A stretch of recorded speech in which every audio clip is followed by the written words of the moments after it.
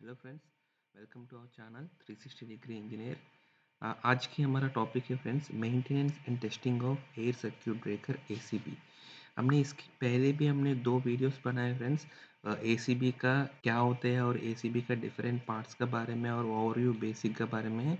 और एक और वीडियो बनाया था हमने सिलेक्शन ऑफ एसीबी के बारे में। इस वीडियो में हमने मेंटेनेंस और टेस्टिंग के बारे में डिस्कस करेंगे फ्रेंड्स। सबसे पहले हमको एसीबी में मेंटेनेंस क्यों ज़रूरत है फ्रेंड्स, क्योंकि आपको एसीबी में नहीं है, कोई भी इलेक्ट्रिकल इक्विपमेंट में आपको अगर मेंटेनेंस नहीं करिए तो इसका रिलायबिलिटी आप जज नहीं कर सकते फ्रेंड्स। आपको इसका रिलायबिलिटी तभी मिलेगा तब आप इसको प्रॉपरली आप मेंटेनेंस करोगे, अदरवाइज इसका रिलायबिलिटी आपको बता नहीं सकते फ्रेंड्स। तो इसीलिए आपको मेंटेनेंस का बहुत ही ज़रूरी है। मेंटेनेंस को बहुत ही लोग मतलब रिपेयर मेंटेनेंस समझते हैं, लेकिन मेंटेनेंस रिपेयर मेंटेनेंस नहीं होता है फ्रेंड्स। मेंटेनेंस का मतलब यही है कि इसको हम फ्रीक्वेंटली हम कर देंगे सो दैट उस इक्विपमेंट में आपको रिपेयर का या नहीं है तो इसमें कोई ब्रेकडाउन का ज़रूरत नहीं पड़ेगा, और उसको अवॉइड करने के लिए हमने मेंटेनेंस करते हैं फ्रेंड्स। अगर आप मेंटेनेंस का देखेगा तो 5 बेसिक प्रोग्राम्स रहते हैं इसमें मेंटेनेंस में। सबसे पहले फ्रेंड्स हमको क्लीनिंग करना है, क्योंकि हमारा इलेक्ट्रिकल सिस्टम में आप देखेगा तो फ्रेंड्स हमारा दो दुश्मन है फ्रेंड्स, हमारा डस्ट एंड डर्ट है।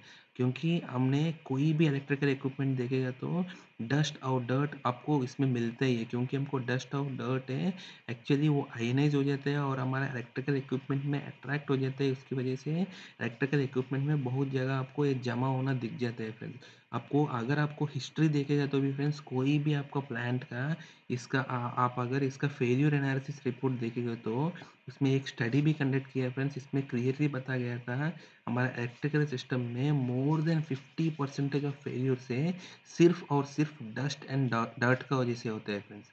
ठीक है, अगर इन केस आपका जो इक्विपमेंट को आप टाइमली कुछ फिक्स्ड फ्रीक्वेंसी में आप टाइमली इसको अगर इसको साफ सफाई करते हैं सो दैट इसका ऊपर डस्ट और डर्ट का एक्यूमुलेशन नहीं होते हैं, तब आप ये वो 50% चांसेस ऑफ फेलियर को आप अवॉइड कर सकते हैं। सिंपली सिर्फ इसको साफ सफाई करके साफ सुथरा रख के आप 50% ऑफ फेलियर्स को आप अवॉइड कर सकते हैं। ठीक है, और डस्ट एंड डर्ट का एक और मेन प्रॉब्लम है फ्रेंड। आप अगर डस्ट और डर्ट करेगा तो सबसे पहले इसमें क्या करते हैं, डस्ट और डर्ट के एकोमोडेशन की वजह से उस इक्विपमेंट को कूलिंग इफेक्ट मतलब जो इसका हीट डिसिपेशन कैपेसिटी है वो कम हो जाते हैं। इसका ऊपर डस्ट और डर्ट का वजह से इसकी वजह से क्या होता है, वो इक्विपमेंट ओवर हीट होते हैं, इसका लाइफ को भी ख़त्म करते हैं और इसको फेल्यूर तक पहुंचा देते हैं। और दूसरा इसका प्रॉब्लम है फ्रेंड, अगर डस्ट और डर्ट का साथ अगर कोई भी मॉइस्चर इसको मिला है तो वो एक कंडक्टिंग पाथ बना के वो एर्थपॉट जैसा क्रिएट करा सकते हैं। तो ये दोनों प्रॉब्लम की वजह से आपको जो इक्विपमेंट पे डस्ट और डर्ट एक्यूमुलेशन अवॉइड करना अच्छे हैं। उसको देखकर आपको अगर जहाँ आपको डस्टी एनवायरनमेंट है वहाँ इसका मेंटेनेंस का फ्रीक्वेंसी भी बढ़ाना पड़ता है सो दैट डस्ट और डर्ट एक्यूमुलेशन ज़्यादा नहीं होने देना है हमारा एयर सर्क्यूट ब्रेकर में या कोई भी इक्विपमेंट में। तो एक क्लीनिंग है हमको जो मेन बेसिक पीएम जॉब है उसमें हम लोग फ्रीक्वेंसी का बेसिस में हम लोग करते हैं फ्रेंड्स। और नेक्स्ट हमारा फ्रेंड्स टाइटनेस है। आप इलेक्ट्रिकल सिस्टम में दूसरा दुश्मनी है फ्रेंड्स हमारा, क्योंकि हमारा इलेक्ट्रिकल सिस्टम है, मैं आपको पहले वीडियोस में भी बताया था हमने, कोई भी जब करंट कैरी करते हैं इसमें आपको इलेक्ट्रोडायनेमिक स्ट्रेसेस क्रिएट होते हैं फ्रेंड्स, फोर्सेस क्रिएट होते हैं। क्योंकि अगर आप दो कंडक्टर से आपको बगल बगल में दोनों में अगर करंट कैरी हो रहे हैं, इसमें अगर सेम डायरेक्शन में कैरी हो रहे हैं तो इसमें अट्रैक्टिव फोर्स क्रिएट होते हैं, अगर ऑपोजिट डायरेक्शन में कैरी हो रहे हैं तो इसमें रिपल्सिव फोर्स क्रिएट होते हैं। लेकिन कोई भी कंडीशन में इसका तो इलेक्ट्रोमैग्नेटिक स्ट्रेसेस तो इसको क्रिएट होता ही होता है। इसकी वजह से आपको इलेक्ट्रिकल सिस्टम में आप देखेगा तो अगर इन केस आप फुल टाइट भी कर दिया सारे इक्विपमेंट को सारे नट बोल्ट को, फिर भी आप कुछ ड्यूरेशन के बाद इसको खोला है तो आपको थोड़ा सा आपको दो दो तीन टर्न तो घूमते हैं सारे नट बोल्ट। ये इसीलिए घूमता है कि क्योंकि इसमें ऊपर जो इलेक्ट्रो डायनेमिक स्ट्रेसेस इसमें क्रिएट हो रहे हैं इसकी वजह से हमारा जो इक्विपमेंट में नट और बोल्ट से लूज होते हैं ओवर द टाइम। तो इसीलिए एक फिक्स्ड फ्रीक्वेंसी में इसका जितना भी हमारा नट बोल्ट है जितना भी हमारा करंट कैरिंग पार्ट्स है वो सबको आपको टाइट करना बहुत ही इंपॉर्टेंट है। और आप अगर आप फेल्यूर रिपोर्ट्स देखेगा तो एनालिसिस देखेगा तो इसमें एक स्टडी बताया गया है फ्रेंड्स, हमारा इलेक्ट्रिकल सिस्टम में 25% ऑफ फॉल्ट से सिर्फ लूजनेस का वजह से आपको टाइमली इसको टाइटनेस नहीं किया, इसी वजह से आपको 25% ऑफ हमारा इलेक्ट्रिकल फॉल्ट से सिर्फ और सिर्फ लूजनेस का वजह से हुआ है।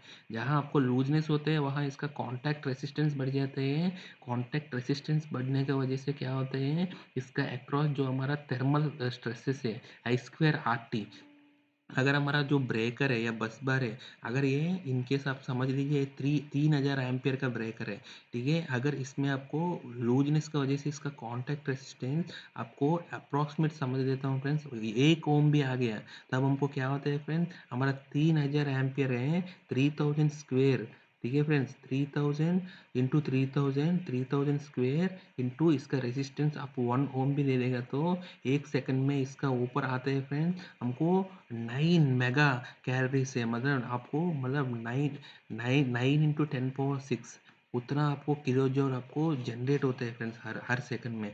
ऐसे उसको आप प्रॉपरली डिसिपेट नहीं कर पाओगे, इसकी वजह से इसमें आपको हीट एक्यूमुलेशन की वजह से हॉटस्पॉट हो जाते हैं, वहाँ आपको डैमेज ओवर द टाइम में आपको दिख जाते हैं।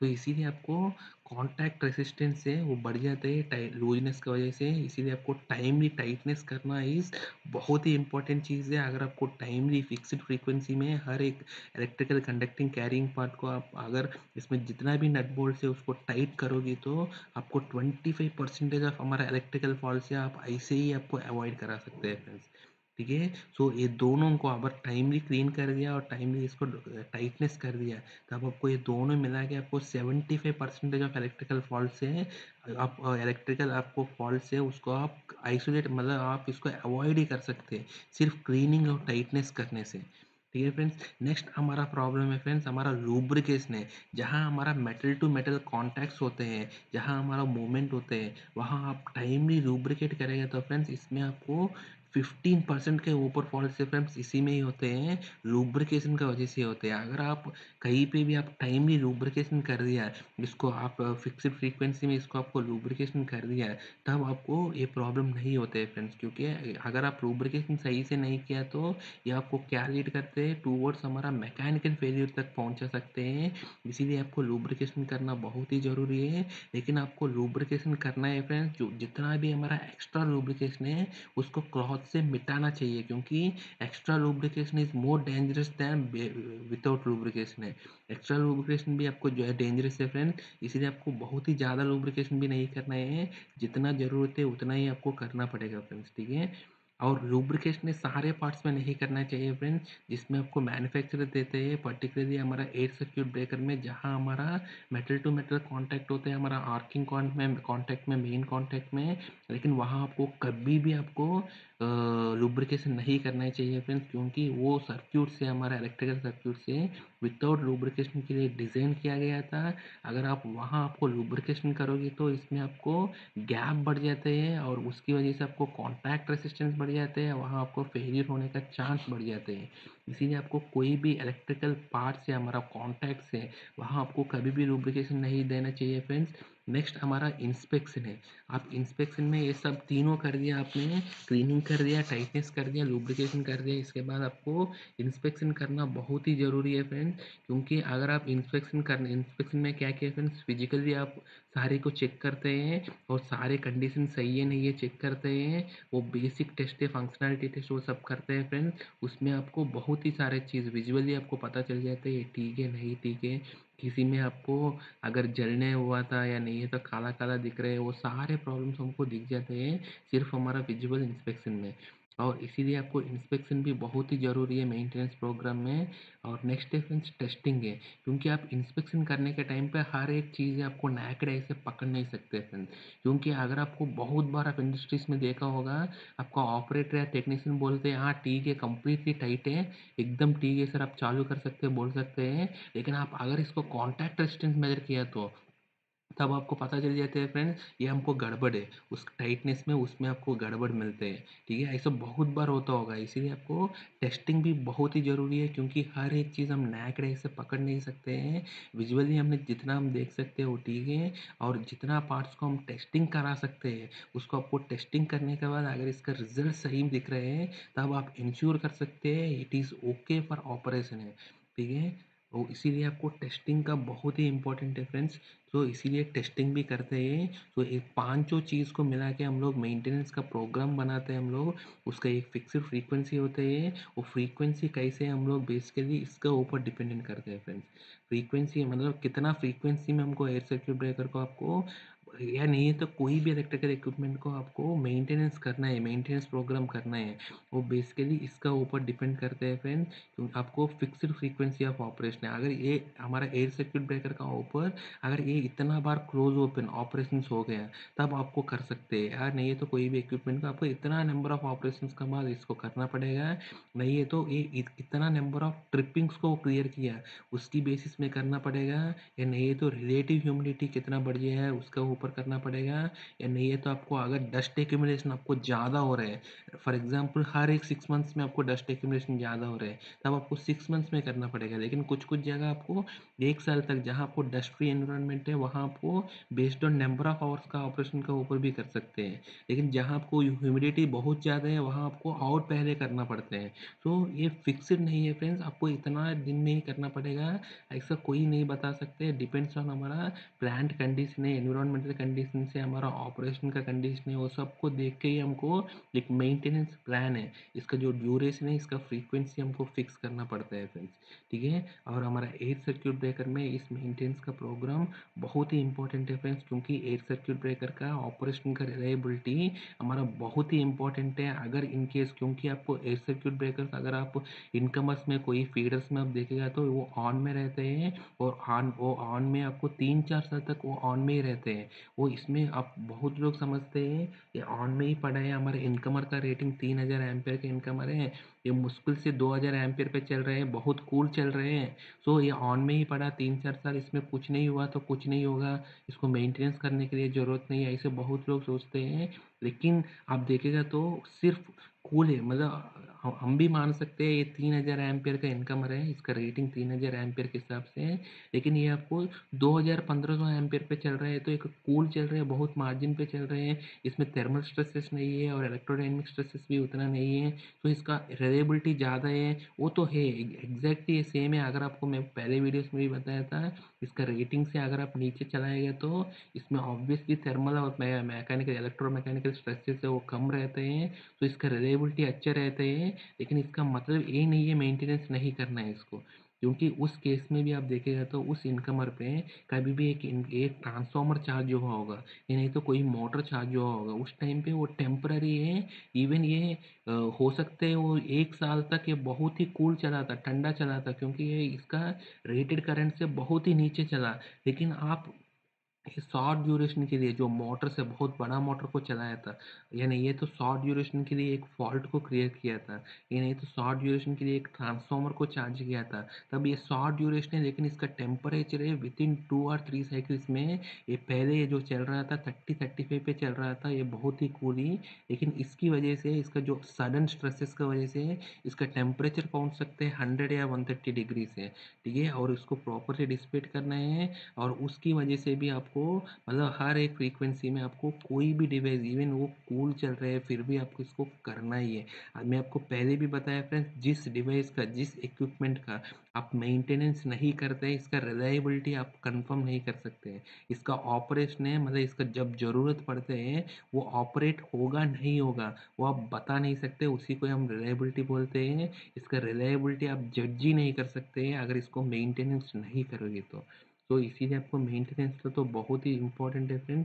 तो आप मेंटेनेंस में क्या क्या करते हैं एयर सर्किट ब्रेकर में, सबसे पहले फ्रेंड्स आपको मेंटेनेंस करने के पहले मेंटेनेंस हमारा एयर सर्किट ब्रेकर में ऐसे रिकमेंड करते हैं फ्रेंड, आपको नंबर ऑफ ऑपरेशंस का ऊपर है तो हर 3000 मैकेनिकल ऑपरेशन से, मैकेनिकल ऑपरेशन मतलब एक बार क्लोज एक बार ओपन, क्लोज ओपन को एक ऑपरेशन मानते हैं। अगर एक हमारा एयर सर्किट ब्रेकर अगर 3000 मैकेनिकल ऑपरेशन से मतलब क्लोज और ओपन का ऑपरेशन किया तो तब आपको 3000 का बाद आप पीएम इसको प्रिवेंटिव मेंटेनेंस करा सकते हैं।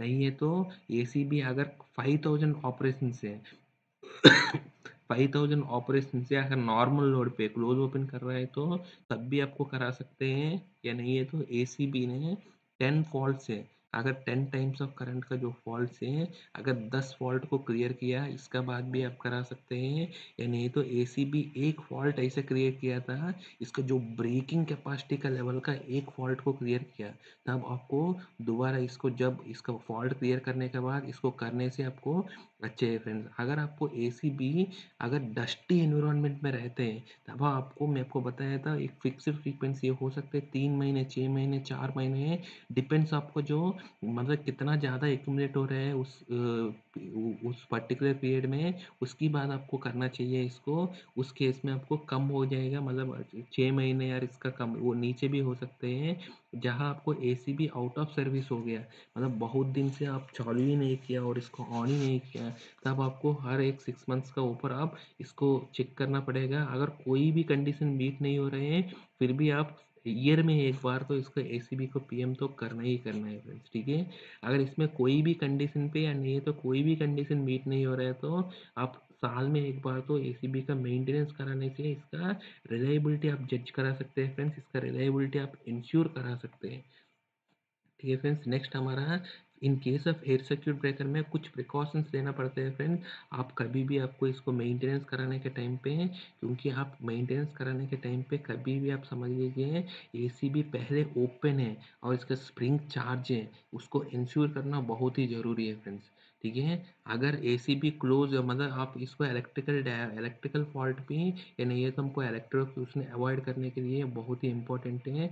और एसीबी ये ड्राउट करने का टाइम पे उसका डिस्चार्ज होना चाहिए आपको। In case H T break है ये, तो अगर in case discharge spring discharge या और आउटसाइड पीछे के साइड भी कोई बैक सोर्स नहीं होना चाहिए, बैक फीड नहीं होना चाहिए, वो इंश्योर करना चाहिए फ्रेंड्स। और आपको जिस एसीपी में आपको मेंटेनेंस कर रहे हैं वो आइसोलेटेड पोजीशन में होना चाहिए, इसका कंट्रोल और पावर टर्मिनल सारे आइसोलेशन पोजीशन में होना चाहिए फ्रेंड। और कभी भी आपको एसीबी के अंदर इसका मैकेनिज्म तक इसका उंगली या नहीं है तो हाथ नहीं डालना है फ्रेंड्स, अगर स्प्रिंग चार्ज कंडीशन में। क्योंकि अगर स्प्रिंग चार्ज कंडीशन में आप कोई भी लीवर वीवर को टच करने से वो ब्रेकर तुरंत क्लोज हो सकते हैं, उस कंडीशन में आपको हाथ वीत या उंगली तो उसमें फंस सकते हैं, उसमें आपको पर्सनल डैमेज हो सकते हैं। इसीलिए आपको स्प्रिंग चार्ज कंडीशन में कभी भी एसीबी का अंदर कोई भी फिंगर या नहीं है तो हैंड आपको घुसाना नहीं है फ्रेंड। आपको एसीबी का अंदर काम करना है तो सबसे जो मेन चीज़ है, आपको एसीबी आइसोलेशन पोजीशन में होना चाहिए, वो कम्प्लीटली ड्राउट पोजीशन में होना चाहिए, और इसमें स्प्रिंग डिस्चार्ज होना चाहिए, और वो स्प्रिंग का सप्लाई भी कट जाना चाहिए, मतलब इसका आइसोलेट हुआ होना चाहिए, पूरा कंट्रोल का सप्लाई इसका आइसोलेट होना चाहिए, तब भी आपको एसीबी को ऊपर आप काम करा सकते हैं फ्रेंड। और सबसे पहले एसीबी को काम करने के टाइम पे आप पहले मैन्युअली इसको ट्रिप करके देख लीजिए एक बार, अगर स्प्रिंग चार्ज है, कभी कभी क्या होते हैं स्प्रिंग चार्ज का इंडिकेशन है वो डिस्चार्ज दिखा रहे हैं, लेकिन फिजिकली आपको स्प्रिंग चार्ज हो सकते हैं। इसीलिए आपको सबसे पहले एसीबी का काम करने के पहले एक बार मैन्युअली इसका ट्रिप बटन को दबा दीजिए, इन केस ये स्प्रिंग चार्ज है। तब आपको क्या होते हैं, इन केस मैन्युअली आपको एक बार ऑन और क्लोज बटन दबा दीजिए, अगर स्प्रिंग चार्ज है तो ऑन दबाने से आपको स्प्रिंग ब्रेकर चालू हो जाते हैं, और बंद करने से बाद हमारा ब्रेकर बंद हो जाते हैं। इसके बाद ये दोबारा आपको ऑन करने के लिए ट्राई कर दीजिए, अगर स्प्रिंग चार्ज का सप्लाई बंद है तो दोबारा ये चार्ज नहीं होते आपका, ठीक है। तो ये सारे कंडीशंस आपको पर्सनल सेफ्टी के लिए बहुत ही इंपॉर्टेंट है फ्रेंड। एसीबी आइसोलेशन कंडीशन में होना चाहिए, इसका कंट्रोल सारे बंद होना चाहिए, और इसका स्प्रिंग डिस्चार्ज कंडीशन में होना चाहिए before taking the ACB into maintenance है, ठीक है फ्रेंड्स। तो इसका बाद है फ्रेंड्स, हमने सबसे पहले इंस्पेक्शन में एसीबी को सबसे पहले ये हम ऐसे एक टेबल बना दीजिए फ्रेंड। इस टेबल में आप सबसे पहले ये सारे पॉइंट्स को आप टिक कर दीजिए, क्योंकि ये आपको नेक्स्ट टाइम जब मेंटेनेंस करते हैं उसके लिए ये रेफरेंस बनेगा। क्योंकि अगर आपको क्लीनलीनेस से नहीं है देखने हैं, अगर एक बार टिक कर दिया इसको एस से या नहीं है तो नो है, जब आपको नेक्स्ट टाइम भी कराया था तब भी आपको डस्ट या डर्ट है बहुत ज़्यादा है, तो इसका मतलब है आपको इसका जो फ्रीक्वेंसी है, हमारा मेंटेनेंस का पीरियड है, उसको कम करना पड़ेगा। इसीलिए आपको ये रिकॉर्ड है बहुत ही इंपॉर्टेंट है, सारे रिकॉर्ड है मेंटेनेंस प्रोग्राम का, इसका रिकॉर्ड मेंटेन करना बहुत ही इंपॉर्टेंट चीज़ है। और नेक्स्ट है हमारा क्लीन ही नहीं है, सारे पार्ट्स को अगर क्लीन है नहीं है वो देखना है सबसे पहले। इसके बाद हमने इसका इलेक्ट्रिकल क्लोजिंग देखना है। इलेक्ट्रिकल क्लोजिंग हमारा क्लोजिंग और ट्रिपिंग कॉइल को देखकर सबसे इसको क्लोज हो रहे नहीं हो रहे देखना है। और मैनुअल क्लोजिंग हमारा एसीबी में हमने नॉर्मली हमारा मैनुअली आप ऑन करके और बंद कर ऑन करके देखना है इसको। ऐसे इसको ओवर करंट रजिस्टर देखना है हो रहे हैं नहीं हो रहे हैं। अगर आप इसमें प्राइमरी इंजेक्शन या कोई भी सेकेंडरी इंजेक्शन टेस्ट देकर आप ओवर करंट पे इसको ट्रिप करना है, ट्रिप हो रहे हैं नहीं हो रहे हैं, ऐसा मैनुअल भी ट्रिप करना है इसको। ठीक है फ्रेंड, और इसको अंडर वोल्टेज पे ये ट्रिप हो रहे हैं नहीं हो रहे हैं देखना पड़ते हैं। और सन रिलीज है नॉर्मल हमारा ट्रिप कॉइल में अगर टीएनसी या ट्रिप वाला को घुमा के कोई इमरजेंसी शट डाउन बटन को दबा के उस केस में आपको ब्रेकर ट्रिप हो रहे नहीं हो रहे देखना पड़ते हैं। और ये एसीबी का जो क्रैडल मैकेनिज्म है, हैंडल मैकेनिज्म है, वो सही से काम हो रहे नहीं हो रहे देखना पड़ते हैं। और स्प्रिंग है, चार्ज हो रहे नहीं हो रहे, पूरा चार्ज हो रहे नहीं हो रहे, और एंटी पंपिंग काम कर रहे नहीं कर रहे हैं।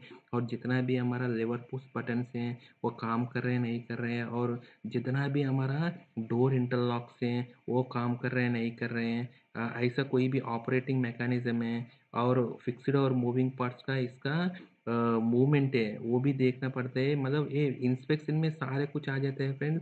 और ये इंस्पेक्शन में हमने ये सबको देखना पड़ता है।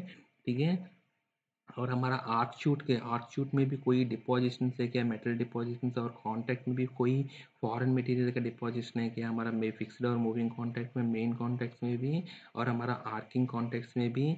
और हमारा पावर शटर है जो हमारा एसीबी रैक आउट करने के टाइम पे इसका जो शटर गिरते हैं हमको इलेक्ट्रिकल सेफ्टी के लिए, वो सही से गिर रहे हैं नहीं गिर रहे हैं। और हमारा जो शटर का लॉकिंग है अरेंजमेंट है, और जो इसका जितना भी हमारा माइक्रो स्विचेस है और लिमिट स्विचेस है वो काम कर रहे हैं नहीं कर रहे हैं, वो सारे आपको इंस्पेक्शन में आपको बेसिक इंस्पेक्शन है उसमें आपको कवर करना पड़ेगा और इसको टिक मार्क करना पड़ेगा सब ठीक है नहीं ठीक है। ठीक है फ्रेंड, नेक्स्ट हमारे फ्रेंड्स कॉन्टैक्ट कंडीशन देखने हैं। इसका मैं आपको बताया था फिक्स्ड मेन कॉन्टैक्ट और मूविंग मेन कॉन्टैक्ट, वो दोनों का कंडीशन ठीक है नहीं है, गुड फेयर या बैड है, ऐसे इसको तीनों फेस को आपको देखना पड़ेगा। ऐसा मूविंग कॉन्टैक्ट को भी, ऐसे इसका जो आर्किंग कॉन्टैक्ट है इसको हम सेकेंडरी कॉन्टैक्ट भी बोलते हैं। आर्किंग कॉन्टैक्ट का हमारा फिक्स्ड कॉन्टैक्ट और आर्किंग कॉन्टैक्ट का इसका मूविंग कॉन्टैक्ट। मैं आपको आर्किंग कॉन्टैक्ट के बारे में पहले वीडियोस में भी बताया फ्रेंड, क्योंकि हमारा एयर सर्क्यूट ब्रेकर में हमारा जो मेन कॉन्टैक्ट है फिक्स्ड और मूविंग कॉन्टैक्ट, इसका लाइफ बढ़ाना है तो हमको एक सैक्रिफिस कॉन्टैक्ट चाहिए। वो क्या करते हैं, कभी भी आपको ब्रेकर क्लोज करने के टाइम पे सबसे पहले आर्किंग कॉन्टैक्ट ही बनते हैं, और जब ब्रेकर बंद करने के टाइम पे सबसे पहले आपको मेन कॉन्टैक्ट ओपन हो जाता है, इसके बाद आर्किंग कॉन्टैक्ट ओपन होते हैं। सो दैट इसमें जो आर्क होते हैं वो बिटवीन आर्किंग आर्किंग कॉन्टैक्ट्स में ही होते हैं और मेन कॉन्टैक्ट के बीच में नहीं होते हैं। इसकी वजह से आपको मेन कॉन्टैक्ट्स का लाइफ बढ़ जाते हैं। और आर्किंग कॉन्टैक्ट में क्या होते हैं, आपको फिक्स्ड फ्रीक्वेंसी में इसका जो थिकनेस देखकर, इसका जो थिकनेस है अगर 0.5 mm के नीचे होते हैं तब आपको क्या करना है, आर्किंग कॉन्टैक्ट को चेंज करना पड़ता है फ्रेंड्स। ठीक है, अगर 0.5 mm देखना बहुत मुश्किल है तो आपको क्या करते हैं, इसका थिकनेस मेजर करते हैं और नया हमारा आर्किंग कॉन्टैक्ट का थिकनेस मेजर करते हैं, उससे आप देख सकते हैं कितना मिसमैच है। ठीक है फ्रेंड्स, उसका बेसिस में हम चेंज करा सकते हैं अगर आपको बैड है तो। ठीक है, ऐसा आपको ब्रेकर का जो जॉ कॉन्टैक्ट है ब्रेकर साइड है, और इसका जो क्रैडल टर्मिनल्स है और इसका जो अर्थ टर्मिनल्स है जो हमारा कंट्रोल टर्मिनल्स है, वो सारे की सारे कंडीशन सही है नहीं है, और वो सब आपको नोट करना बहुत ही इंपॉर्टेंट है फ्रेंड्स। नेक्स्ट हमारा जितना भी हमारा कॉइल है फ्रेंड्स, ठीक है, हमारा कॉइल्स क्या क्या रहते हैं फ्रेंड्स हमारे एसीबी में, हमारा जैसे आपको क्लोजिंग कॉइल है हमको रिमोट क्लोजिंग एनेबल करने के लिए, ऐसा हमारा संट कॉइल है जो हमारा ट्रिपिंग करने के लिए, नॉर्मली इसको ट्रिप कॉइल भी बोलते हैं। और अंडर वोल्टेज रिलीज है वो, ठीक है फ्रेंड्स, अंडर वोल्टेज रिलीज है, ये सारे के सारे कॉइल्स हैं, ये सबको आप पहले चेक करना है। इस कॉइल का जो रेसिस्टेंस देखने है आपको, ये वैल्यू आपको किलो ओम में मिलना चाहिए।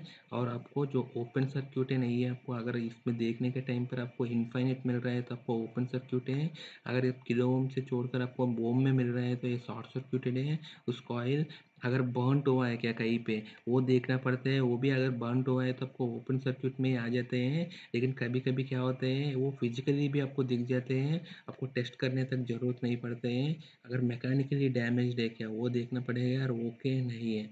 ठीक है, वो तीनों कॉइल को आपको देखना पड़ते हैं। अगर कॉइल में किसी में भी आपको गड़बड़ है तो आपको उस पर्टिकुलर कॉइल को चेंज करना बहुत ही इम्पोर्टेंट चीज़ है फ्रेंड्स। ठीक है, नेक्स्ट हमारा इसका एसीबी का जो हाउसिंग है, जो बाकी का इसका जो क्रैडल मैकेनिज्म है और इसका बाहर का हाउसिंग है, अगर वो क्रैक है, ब्रोकन है, वो देखना पड़ता है। वो क्लीन है नहीं है देखना पड़ता है। अगर डस्टी है नहीं है देखना पड़ता है। उसको आप ऐसे टिक मर कर दीजिए फ्रेंड्स आपको रिकॉर्ड के लिए। और एसीबी का जो एंटायर हाउसिंग को हमेशा फ्रेंड्स एसीबी में जो क्लीनिंग करते हैं, किसी भी पार्ट में क्लीनिंग करते हैं, उसमें आप क्या करते हैं फ्रेंड्स, एक ड्राई क्लॉथ से करना पड़ता है। अगर ड्राई क्लॉथ से नहीं निकल रहा है तो आपको CRC 226 है, वो बहुत ही सेफ CRC है, उसको लेकर आप कोई भी पार्ट में आप क्लीन CRC से करना ही पड़ेगा फ्रेंड्स। लेकिन आपको कभी भी सैंड या एमरी पेपर से यूज़ नहीं करना है फ्रेंड्स, क्योंकि सैंड या एमरी पेपर से करेगा तो उसकी हमारा कॉन्टैक्ट, इसका मेटल पार्ट भी निकल सकते हैं, तो वो अच्छे नहीं है। ठीक है, इसीलिए आपको कभी भी सैंड या एमरी पेपर से नहीं करना चाहिए, ड्राई क्लॉथ से। अगर ड्राई क्लॉथ से नहीं हो रहे हैं तो आपको इसको CRC 226 से आपको सोक करके उस क्लॉथ से आप क्लीन करा सकते हैं। आपको आराम से निकल जाएगा फ्रेंड्स, जितना भी डस्ट हो डर्ट है इसमें। नेक्स्ट हमारा friends arc shoot of ACB. मैं आपको बताया था आर्क शूट बहुत ही इंपॉर्टेंट है एसीबी में। आपको अगर एसीबी को विदाउट आर्क शूट चलाना इज़ वेरी अनसेफ है, क्योंकि हमारा आर्क शूट का वजह से ही हमारा आर्क एक्सटिंग्विश हो रहे हैं। बहुत सारे एसीबीज में क्या होता है फ्रेंड्स, इवन इसका इंटरलॉक भी रहते हैं। अगर आर्क शूट तीनों फेज में कोई भी एक फेज में आप नहीं लगाए तो इसका लिमिट स्विच हेल्दी नहीं होते हैं, सो आपको ब्रेकर को मैकेनिकली अनलैच कर देते हैं, इसको ऑन ही नहीं करने देते हैं। ठीक है, ऐसा बहुत सारे एडवांस ब्रेकर में इंटरलॉक भी रहते हैं, लेकिन आर्क शूट है इसका लगाना बहुत ही इंपॉर्टेंट है। आर्क शूट का इसका हाउसिंग है, डर्टी है नहीं है देखना पड़ता है। अगर आर्क शूट में कोई भी, अगर इसका जो आर्क शूट में पहले भी दिखाया है फ्रेंड्स आपको, आर्चूट किसी में भी आपको बेंड है या नहीं है, तो कहीं पे भी ब्रोकन है या नहीं है, तो आर्चूट का इसका जो DIN प्लेट्स में कोई मेटालिक पार्ट्स है या नहीं है, तो कोई फॉरेन मटेरियल है। ठीक है फ्रेंड्स, वो सब देखना पड़ता है। और आर्चूट को भी आप क्लीन करने के लिए CRC 226 को आप एक ड्राई क्लॉथ में इसको सोप करके इससे क्लीन करा सकते हैं फ्रेंड्स। ठीक है, और आर्च शूट है, कभी भी इसका जो आर्च शूट का जो DIN प्लेट्स है, बिटवीन DIN प्लेट्स है, कभी भी शॉर्ट नहीं मिलना चाहिए फ्रेंड्स। वो हमेशा इसका बीच में जो इंसुलेशन का वजह से वो ओपन ही मिलना चाहिए। अगर वो शॉर्ट हो गया है तो इसका जो आर्क एक्सटिंग्विशिंग कैपेसिटी है आर्क शूट का कम हो जाता है फ्रेंड्स। ठीक है, तो आर्क शूट का बहुत ही इंपॉर्टेंट है। अगर आर्क शूट में आपको ज़्यादा डिपोजिशन मिल रहे हैं तब आपको क्या करना पड़ेगा फ्रेंड्स, आपको आर्किंग कॉन्टैक्ट है जो हमारा आर्किंग कॉन्टैक्ट है उसका बीच में जो गैप है वो चेक करना बहुत ही इंपॉर्टेंट है फ्रेंड्स। अगर उस बीच में गैप है उसका सेटिंग करना पड़ता है। अगर आप इनकेस वो सही से नहीं बन रहे तब आपको आर्क शूट का डैमेज हो सकते हैं। नहीं है तो अगर आपको जो मेन कॉन्टैक्ट में भी अगर कोई फिटिंग दिख रहे हैं तब भी आपको आर्किंग कॉन्टैक्ट के ऊपर आप डाउट कर सकते हैं। नेक्स्ट हमारा फ्रेंड्स जो ग्रीजिंग करते हैं, ग्रीजिंग है हमको कौन सी लाइफ के लिए ग्रीजिंग करना है, कौन सी कंपोनेंट के लिए है। कोई भी आपका ट्रिप मैकेनिज्म है, इसका ट्रिप रॉड है मैकेनिकल पार्ट से है, और इसका कोई इंटरमीडिएट शाफ्ट है मैनुअल कंट्रोल है, या इसका और जो चार्जिंग डिवाइस है हमारा स्प्रिंग चार्जिंग का, इसका जो स्प्रिंग है और इसका जो मैकेनिज्म है और इसका जो सेकेंडरी आइसोलेटिंग कॉन्टैक्ट्स है कितना भी है उस पर, वो सब में आप ग्रीजिंग करा सकते हैं फ्रेंड्स। लेकिन एसीबी में कोई भी रिलीज में आपको ग्रेजिंग नहीं करना है। और आज हमारा जो मेन कॉन्टैक्ट टर्मिनल्स है और हमारा जो कंट्रोल टर्मिनल्स है, क्रैडल के टर्मिनल्स है, उसमें आपको नहीं करना है। और हमारा अर्थिंग का टर्मिनल पे आपको ग्रेजिंग कभी नहीं करना है फ्रेंड्स, क्योंकि वो सब हमको विदाउट ग्रेजिंग के लिए डिज़ाइन किया गया था, इसीलिए उसको आप ग्रेजिंग कभी भी नहीं करना है। नेक्स्ट फ्रेंड्स हमारा टेस्टिंग है। एक बार ये सब हो गया तो इसके बाद टेस्टिंग करना बहुत ही ज़रूरी है फ्रेंड्स, क्योंकि मैं आपको बताया था नैक डाई में और सब कुछ आप बता नहीं सकते। जब तक आप टेस्टिंग नहीं करोगे तो तब तक आप इंश्योर नहीं करा सकते हैं।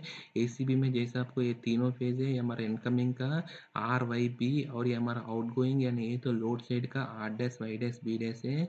इसको आपको सबसे पहले आपको इंसुलेशन रेजिस्टेंस चेक करना है। वो इंसुलेशन रेजिस्टेंस कैसे चेक करेंगे फ्रेंड्स, आर को इसका बॉडी में कहीं पे एथ करके सेफ्टी के लिए, और इसका साथ आर को और इसका बॉडी का साथ ग्राउंडिंग का चेक करना है इसका IR वैल्यू, और ऐसे ही वाई और बॉडी का साथ और बी और बॉडी का साथ इनकमिंग टर्मिनल्स तीनों का, ऐसे आपको आउटगोइंग टर्मिनल्स को भी तीनों को चेक करना है इसका बॉडी का साथ ग्राउंड करके।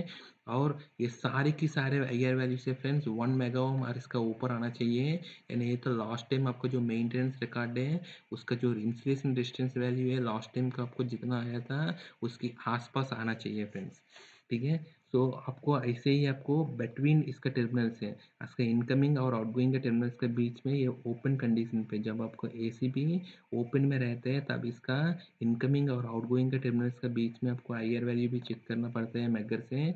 और ऐसे ही आपको बिटवीन टर्मिनल्स है जैसा इंटरफेस है R और Y के बीच में, R और B के बीच में, और Y और B के बीच में भी आपको IR वैल्यू चेक करना है, ऐसा आउटगोइंग टर्मिनल्स में भी आपको चेक करना है R डैश Y डैश के बीच में, और R डैश B डैश के बीच में, और Y डैश B डैश के बीच में, ठीक है फ्रेंड।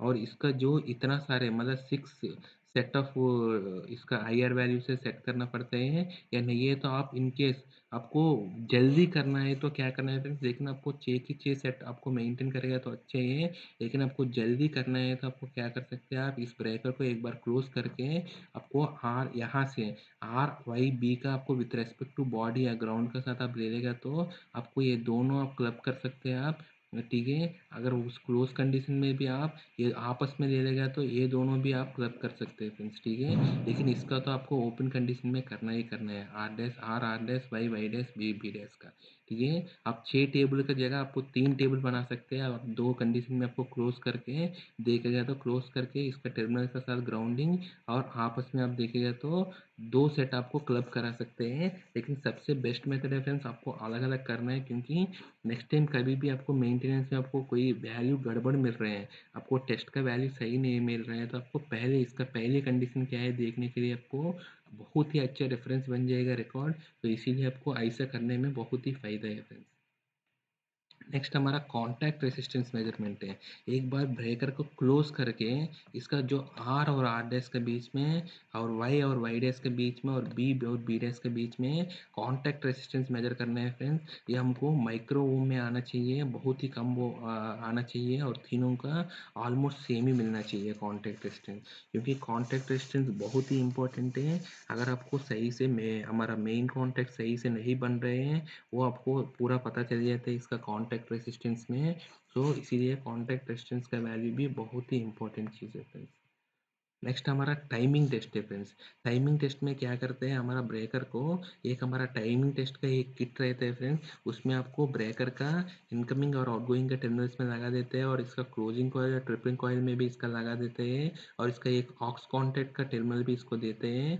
और इसमें क्या करते हैं वो ऑटोमेटिकली पहले हमारा IEEE और IEC स्टैंडर्ड में आपको क्लोजिंग टाइम और ओपनिंग टाइम क्या बताता है फ्रेंड्स। ओपनिंग टाइम मतलब जहां आपको इसका क्लोजिंग कॉइल को आपने सप्लाई दिया, और जहां आपको ब्रेकर आपको क्लोज हुआ, ठीक है फ्रेंड्स, जहां आपको मतलब ओपनिंग कॉन्टैक्ट मतलब क्या है फ्रेंड्स, जहां आपको संट का कॉइल को, जहां हमको ट्रिप कॉइल को आपने सप्लाई दिया, और यहाँ आपको कॉन्टैक्ट का सेपरेट हो गया फ्रेंड्स, ठीक है, हमारा फिक्स्ड और मेन कॉन्टैक्ट सेपरेट हो गया, उस टाइम को आप बोलते हैं हमको ओपनिंग टाइम बोलते हैं फ्रेंड्स। ये हमारा 3 फेज का L1 इज R फेज है, Y फेज है और B फेज है। आपको ये तीनों फेज का जो डिफरेंस है हमारा कॉन्टैक्ट ओपनिंग का, उसको हम बोलते हैं TD है, वो हमको डिफरेंस ऑफ टाइम है, वो हमको 5 मिली सेकेंड यार इसका इससे कम होना चाहिए फ्रेंड्स। आपको ओपनिंग का अगर तीनों फेज का जो डिफरेंस है वो 5 मिली सेकेंड यार इसका नीचे होना चाहिए।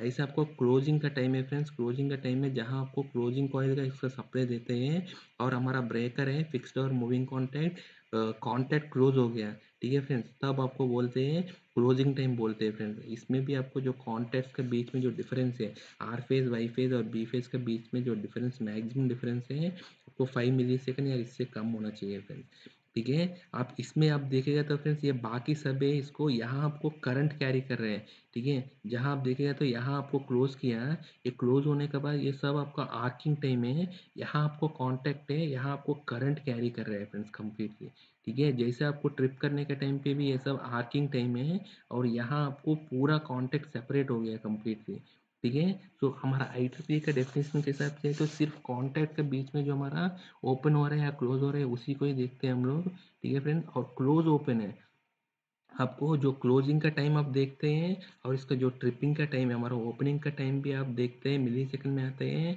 और क्लोज ओपन में क्या होता है फ्रेंड्स, हमने क्लोज और ओपन कमांड मतलब जब तक आपको ब्रेकर क्लोज नहीं है, फिजिकली इसका ऑक्सिलरी कॉन्टैक्ट ऑन नहीं है, तब तक इस ब्रेकर में आपको क्या करते हैं फ्रेंड्स, ट्रिपिंग कमांड नहीं जाते हैं। लेकिन आपको क्लोज ओपन में क्या करते हैं, ट्रिप कॉइल को सप्लाई देकर आपको ब्रेकर को क्लोज कमांड देते हैं, तुरंत आपको ब्रेकर एक क्लोज ट्रिप होते हैं। उसमें आपको कितना मिली सेकंड देते हैं उसको आप नोट करते हैं फ्रेंड्स, क्योंकि ये टाइम भी बहुत ही इंपॉर्टेंट है। क्योंकि एक्चुअली फिजिकली आपको कभी भी ब्रेकर में क्लोज होने के टाइम पे आपको फील्ड का कंडीशन आने दे रहे हैं। अगर आपको फील्ड का है, आपको ब्रेकर का आउटगोइंग टर्मिनल्स में अगर शॉर्ट सर्क्यूट है, आपको जैसे क्लोज किया तो वो तुरंत कितना मिली सेकंड में तुरंत वो ट्रिप कर रहे हैं। ठीक है, उसकी बेसिस में आपको उसकी वजह से ये टाइम बहुत ही इंपॉर्टेंट है। जहाँ आपको लास्ट एंड ऑफ डिवाइस है वहाँ इसका बहुत ही कम रखना, जहाँ आपको कोऑर्डिनेशन नहीं रहते हैं वहाँ इसका टाइमिंग के बेसिस में अगर ये टाइम कितना कम है, आपको उतना नीचे वाला डिवाइस को आपको उतना कम टाइम के लिए आपको I2T मिलेगा, आपको उतना जल्दी क्लियर करेगा। तो हमारा इसका जो थर्मल और मैकेनिकल स्ट्रेसेस भी कम रहते हैं फ्रेंड्स। ठीक है, और ये तीनों टाइम को आपको पहले आपको मेंटेनेंस रिकॉर्ड से भी मैच करा सकते हैं, या नहीं ये तो जब ACB आपको कमीशन किया था उसकी रिकॉर्ड से भी आप मैच करा सकते हैं। नहीं है तो इसको जो मैन्युफैक्चर में इसको कैटलॉग है उसकी टाइम से आपको देखने हैं। अगर आपको इस टाइम से आपको बहुत ही ज़्यादा वेरिएंस हो रहे हैं तो तब आपको फिजिकली देखने हैं, या आपको मेन कॉन्टैक्ट का वजह से, या नहीं है तो आप जो आपको ऑक्सिलरी कॉन्टैक्ट दिया था, क्योंकि ये टाइम में बेसिकली ऑक्सिलरी कॉन्टैक्ट ओपन और क्लोज के बेसिस में इसको मेन कॉन्टैक्ट का टाइम हम डिराइव करते हैं हमारा किट में। आपको ऑक्सिलरी कॉन्टैक्ट को अगर सही से चेक करने हैं, अगर उसका नहीं है आपको दूसरा कोई ऑक्सिलरी कॉन्टैक्ट लगा के देख लीजिए, फिर भी आपको टाइम ऐसे ही मिल रहा है तो फिर आपको देखना पड़ेगा इस ACB को आपको चेंज करने का, इसका मैकेनिज्म को चेंज करने का बहुत ही ज़रूरत है। ठीक है, इसीलिए टाइमिंग का टेस्ट भी बहुत ही ज़रूरी है फ्रेंड्स। नेक्स्ट हमारा जितना भी हमारा कॉइल्स में आपको बताया था, क्लोजिंग कॉइल है, ब्रेकर में हमारा ट्रिपिंग कॉइल है, और हमारा अंडर वोल्टेज रिलीज कॉइल है। वो सबको आप क्या करना पड़ेगा फ्रेंड, इसका पिकअप और ड्रॉप ऑफ वोल्टेज टेस्ट करना है आपको। इसका जो जनरली क्या होता है फ्रेंड्स, अगर ये सब AC कॉइल से तो इसका पिकअप वोल्टेज होगा फ्रेंड्स 85% से लेकर 110% के बीच में इसका पिकअप वोल्टेज रहते हैं। और DC कॉइल है तो भी उसमें भी उतना ही रहते हैं। लेकिन आपको अगर ड्रॉप ऑफ वोल्टेज है, AC कॉइल है तो आपको 65% से 35% रहते हैं, लेकिन DC कॉइल है तो 65% से 10% रहता है। इसका रेंज ज़्यादा रहता है हमेशा DC में। ठीक है फ्रेंड, तो आप ऐसे एक टेबलेट ले लीजिए क्लोजिंग कॉइल का, इसका जो नेम प्लेट में इसका जो दिया था वो ले लीजिए, इसका और एक्चुअली कितना हो रहा था पिकअप वोल्टेज पे वो नोट कर दीजिए। ऐसे इसका ड्रॉप ऑफ वोल्टेज भी है, नेम प्लेट में कितना है और इसका एक्चुअली कितना हो रहा है वो देखना है फ्रेंड। और इसमें बहुत ज़्यादा अंतर नहीं होना चाहिए, डिफरेंस नहीं होना चाहिए। ऐसा आपको तीनों का नोट करना है, क्लोजिंग कॉइल को, ट्रिपिंग कॉइल को, और हमारा अंडर वोल्टेज रिलीज को, तीनों को आपको पिकअप वोल्टेज आपको एक ऑटो ट्रांसफार्मर या वेरिएक लगाना है उसमें आपको, यानी ये तो DC सप्लाई वाला है तो आपको एक रेगुलेटेड पावर सप्लाई RPS लगाना है। उसको धीरे धीरे धीरे वोल्टेज बढ़ा के आपको कितना वोल्टेज पे ये कॉइल पिक हो रहे हैं और कितना वोल्टेज पे ये कॉइल ड्रॉप कर रहे हैं उसको आप नोट करना बहुत ही ज़रूरी है फ्रेंड्स। ठीक है, इसका अगर आपको कोई गड़बड़ नहीं मिल रहा है तो आपको उसमें आपको चेंज करना पड़ेगा फ्रेंड्स। आपको इस कॉइल को आपको चेंज करना बहुत ही इंपॉर्टेंट है। नेक्स्ट हमारा ओवरलोड और शॉर्ट सर्किट टेस्ट है फ्रेंड्स, जहाँ आपको इनकेस थर्मोमैग्नेटिक रिलीज है। थर्मोमैग्नेटिक रिलीज में क्या होता है फ्रेंड्स, हमारा हमारा ब्रेकर में जब आपको रिलीज कुछ दिया गया था, मतलब कोई एक्सटर्नल रिले नहीं है, ब्रेकर का अंदर ही अगर ओवरलोड और शॉर्ट सर्किट और प्रोटेक्शन है, तब आपको कैसे होते हैं फ्रेंड्स, हमारा ब्रेकर में क्या होते हैं, CTs रहते हैं। ब्रेकर का हमारा तीनों का जो इनकमिंग साइड हमारा CT रहते हैं, इनकमिंग या आउटगोइंग साइड है, ये CT का विंडो CTs रहते हैं, वो CT का यहाँ कनेक्शन रहते हैं। सबसे पहले जैसा R phase, Y phase, B phase का तीनों CT है उसको स्टार पॉइंट बनाते हैं सेकेंडरीज को, और सेकेंडरी का एक एक टर्मिनल है। सबसे पहले ओवरलोड एलिमेंट है जो हमारा बाई मेटेलिक एलिमेंट है उसमें आएगा। इसके बाद यहाँ आपको लिंक शॉर्ट करा के आपको शॉर्ट सर्किट में आएगा। हमारा शॉर्ट सर्किट का जो हमने पिकअप रखा था, ये हमारा वेरी होते हैं, हमारा पिकअप है। इसको आप पॉट को जैसा घुमाएगा तो इसका सेटिंग चेंज होते हैं, सो प्रोपोर्शनली ये हमारा सेटिंग होता है फ्रेंड्स। ठीक है, सो ये हमारा सेटिंग है। आप जितना आपको ज़्यादा रखोगे तो उतना आपको सेटिंग ये मिलेगा, ठीक है। उसका एक ये हमारा इलेक्ट्रोमैग्नेट का कॉइल है। आप जितना ज़्यादा कॉइल आप ले लेगा तो उतना ज़्यादा आपको सेटिंग मिलते हैं फ्रेंड्स, ठीक है। सो ऐसे आप इसको करा सकते हैं फ्रेंड्स, ठीक है। सो ऐसे आपको ये हमारा ओवरलोड एलिमेंट है, ये हमारा शॉर्ट सर्क्यूट एलिमेंट है फ्रेंड्स। दोनों को आप सेटिंग रखा के आप इसमें आप ट्रिपिंग करा सकते हैं। तो इस केस में क्या करना पड़ेगा फ्रेंड्स, हमको ओवरलोड और शॉर्ट सर्क्यूट दोनों का आपको टेस्ट करना है, ठीक है। ओवरलोड का सबसे पहले आपको इसमें तीनों में आपको करंट सोर्स है, हमारा प्राइमरी इंजेक्शन सोर्स है या नहीं, तो अगर इसका रेटिंग कम है तो आपको सेकेंडरी इंजेक्शन सोर्स यहाँ लगा के सबसे पहले इसको ओवरलोड का ट्रिपिंग कैरेक्टरिस्टिक करा के और इसका ब्रेकर का एक ऑक्स कॉन्टैक्ट को इससे किट बंद करने के लिए सेटअप करते हैं हम लोग, और इसका टाइमिंग नोट करते हैं। हमने कोई भी दो वैल्यूज ऑफ करंट है, 2 टाइम्स या 3 टाइम्स ऑफ करंट पे 2 टाइम्स या 3 टाइम्स ऑफ इसका जो पिकअप करंट है, या नहीं तो 2 टाइम्स या 4 टाइम्स ऑफ इसका पिकअप करंट है। मैं आपको ये ओवरलोड रिले का टेस्टिंग के बारे में एक अलग वीडियो बनाया फ्रेंड, उसमें आपको ओवरलोड का और इसका जो सिंगल फेजिंग का कंडीशन पे इसका ओवरलोड रिले जो हमारा बायोमेटालिक रिले है कैसे टेस्ट करते हैं उस वीडियो में बताया था। इसीलिए मैं आपको ज़्यादा स्ट्रेस नहीं कर रहा हूँ। उसमें आपको क्या करना है, हर एक मतलब 2 सेट पॉइंट पे आपको इसका टाइमिंग नोट करना है, और उस टाइमिंग का हमारा जैसे कैरेक्टरिस्टिक है, इसका ये मिनिमम ऑपरेटिंग टाइम का कैरेक्टरिस्टिक है और हमारा ओवरलोड का मैक्सिमम ऑपरेटिंग टाइम कैरेक्टरिस्टिक है। इसका बीच में हमारा जो ट्रिपिंग टाइम रह रहे हैं नहीं रह रहे वो देखना है फ्रेंड्स, ठीक है। वो इसके बारे में आपको पहले वीडियो में आपको क्लियरली बताया था बायोमेट्रिक ओवरलोड रिले का टेस्टिंग में। अगर आप मिस हो गए तो उसको देख लीजिए फ्रेंड्स, ठीक है। ऐसे ओवरलोड रिले अगर ठीक है तो इसके बाद हमारा शॉर्ट सर्क्यूट का टेस्ट है। शॉर्ट सर्क्यूट में आपने उतना करंट देकर शॉर्ट सर्क्यूट टेस्ट है आप सिर्फ सेकेंडरी इंजेक्शन करा सकते हैं, क्योंकि प्राइमरी इंजेक्शन करना पॉसिबल नहीं है शॉर्ट सर्क्यूट में। आपको अगर in case 10 times of normal rated current रखा है तो उतना बड़ा सोर्स आपको लाना मुश्किल हो जाता है, इसीलिए आपको सेकेंडरी इंजेक्शन टेस्ट ही करते हैं। उसमें आपको जितना हमारा करंट है सेकेंडरी करंट है उससे प्रोपोर्शनली उसका उतना करंट आपको सेकेंडरी करंट देकर इसको जो शॉर्ट सर्क्यूट पिकअप इसका कॉइल को पिक करा के ट्रिप हो रहे नहीं हो रहे देखना पड़ता है फ्रेंड।